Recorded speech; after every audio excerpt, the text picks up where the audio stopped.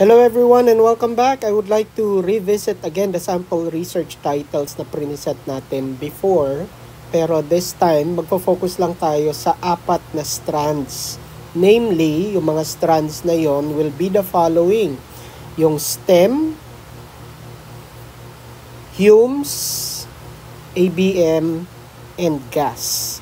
So I hope you tag your friends to this video para pagdating at pagpasok ulit ninyo sa inyong mga eskwelahan, meron kayong maging guide sa pagsisimula ng inyong research paper. Walang iba kundi doon sa mga research title na bubuuin ninyo.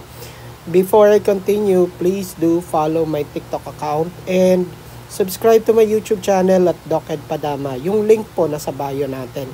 Again, tag nyo yung mga kaibigan ninyo, ka-groupmate ninyo, mga kamag-anak ninyo na nagsusulat ng research to this video para matulungan nyo sila.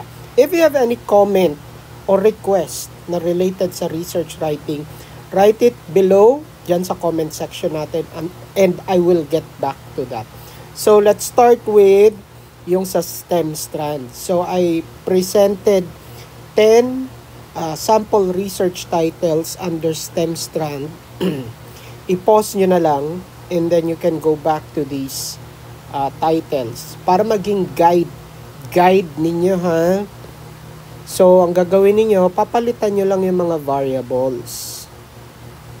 Ipalit niyo kung ano yung mga variable na gagamitin ninyo sa inyong research paper. Kung ano yung pangalan ng school ninyo, kung ano yung level na gagamitin ninyo o grade level, kung anong subject yung gagamitin ninyo. Yun yung sinasabi nating ipapalit ninyo doon sa mga variables sa research ninyo. And then, you have the next example sa Hume strand naman. Okay, again, you can pause para magkaroon kayo ng idea. And then, going on to the next, yung ABM strand. Okay, you can again pause. And then, after that, yung last is yung gas strand natin. So, I hope you were able to take away something from this very short discussion. And sana natulungan kayong makapaganda para sa darating ninyong mga subject pag dumating yung panahon na magsisimula na ulit ang klase. Thank you very much everyone. Stay safe and God bless. Bye!